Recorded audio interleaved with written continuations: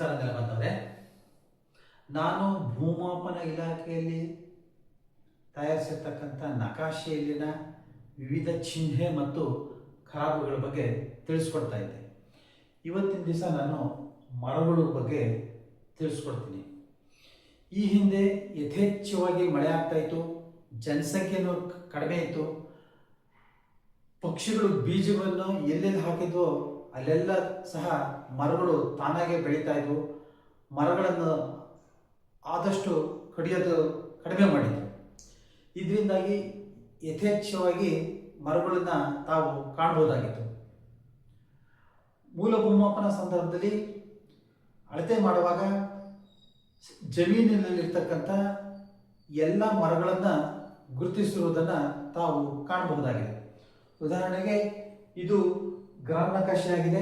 ಗ್ರಾಮ ನಕಾಶೆ ಆಗಿರದೆ ಇದು ಈ ಗುರುತಿನಿಂದ ತೋರಿಸ್ತಕ್ಕಂಥದ್ದು ಮರ ಆಗಿದೆ. ಇದು ಸಹ ಮರ ಆಗಿದೆ. ಇದು ಒಂದು ಮರ ಆಗಿದೆ. ಇದು ಸಹ ಒಂದು ಮರ ಆಗಿದೆ. ಹಾಗಾದ್ರೆ ಮರಗಳನ್ನ ಹೇಗೆ ಗುರುತಿಸ್ತಾ ಇರೋದು ಅನ್ನೋದ್ರ ಬಗ್ಗೆ ನಾವು ತಿಳ್ಕೊಳ್ಳೋಣ. ನೋಡಿ, ಈ ಗುರುತಿನಿಂದ ನಕಾಶೆಯಲ್ಲಿ ಇತ್ತು ಅಂತಂದ್ರೆ ಇವು ದೊಡ್ಡ ಮರಗಳಾಗಿರ್ತವೆ.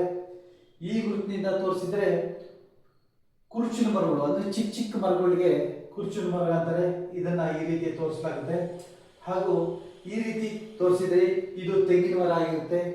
ಈ ರೀತಿ ತೋರಿಸಿದ್ರೆ ಇದು ಅಡಕೆ ಮರ ಆಗಿರುತ್ತೆ. ಈ ರೀತಿ ಗುರುತಿನಿಂದ ತೋರಿಸಿದ್ರೆ ಇದು ಈಚಿನ ಮರ ಆಗಿರುತ್ತೆ.